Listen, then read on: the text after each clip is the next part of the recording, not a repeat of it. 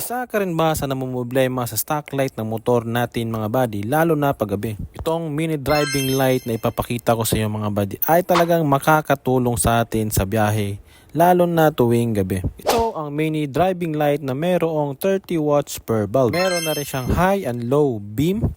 Kulay dilaw kapag naka low light at kulay puti naman kapag naka high light tayo. Meron na rin siyang cooling fan na talagang kahit malayo ang biyahe ay safe na safe tayong gamitin ang MDL na ito. At meron na rin siyang kasamang bracket na para hindi na tayo mahirapan kapag kinabit na natin ito. May kasama na rin siyang domino switch na para sa high and low at para sa ating splasher. Sa murang halaga ay hindi na tayo mamomblema sa tuwing babiyahe tayo sa gabi. Ito yung itsura na sa gabi.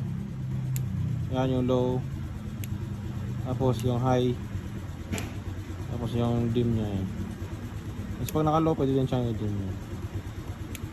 At kung trip mo itong MDL light na ito, super quality at napakamura, i-check mo lang sa yellow basket below or sa link na ilalagay natin sa ating description. Ano pang inaantay mo? I-check out mo na yan. Let's go!